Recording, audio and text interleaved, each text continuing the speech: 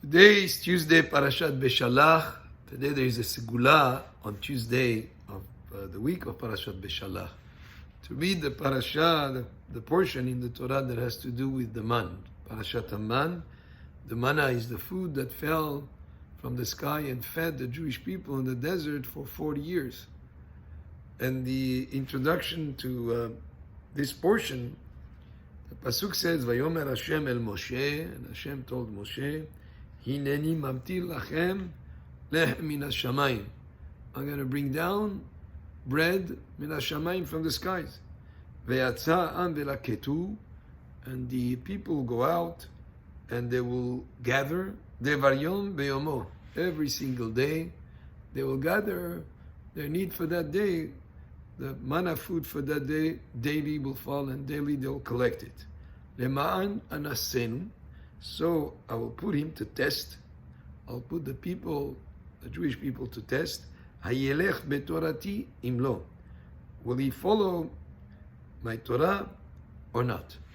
Question could we ask, if they're going to have food coming down from the sky every day, what test is there? And then what does having to do, whether he'll follow the Torah, having to do with the manna falling from the sky?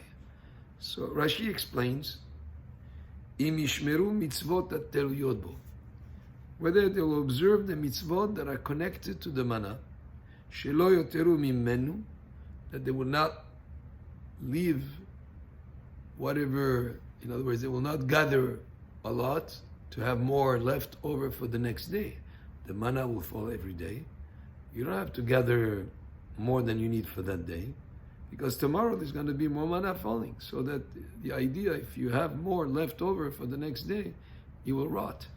And the other mitzvah, velo yetzu beShabbat lilkot, and they will not go up on Shabbat, go out on Shabbat to gather the manna, because there's no manna falling on Shabbat. And the manna that will fall on Friday will be enough for both Friday and Shabbat.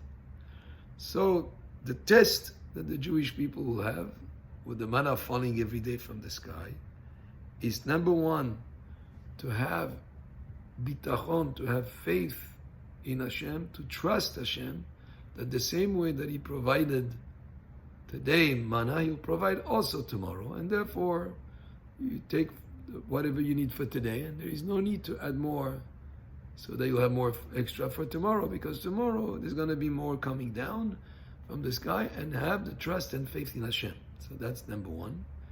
And number two, on Shabbat, that there is no manna that falls, and have enough, again, trust and faith that on Friday there will be enough for Friday and Shabbat. And on Shabbat is a day of rest. It's not a day to go out searching for food that would have fallen from the sky. So that's having to do with the Jewish people in the desert during those 40 years. But the same principles apply in a certain way also to us in every generation, every day. Whatever sustenance we have, whatever we're able to accomplish, is ultimately because Hashem provided, Hashem made it possible. Of course, we do our hishtadlut. We go out to gather parnasa, we go out to do things, to work, whatever a person is involved in terms of earning a living, but to always have that faith in Hashem, that Hashem, and trust in Him, that He's the one who ultimately makes it all possible. And the same way that He provided manna in the desert, He provides also every day, and every single day, and every single week, every single month. And trust and faith in Hashem is very important in earning and parnasa, also in having beracha, in having blessings in whatever you have. And then Shabbat, very applicable to every day and age. Some types of professions, some types of businesses will tell you that the most lucrative day is the day of Shabbat. Well, we have our laws that on Shabbat we don't work. On Shabbat we don't go out to look for parnasa.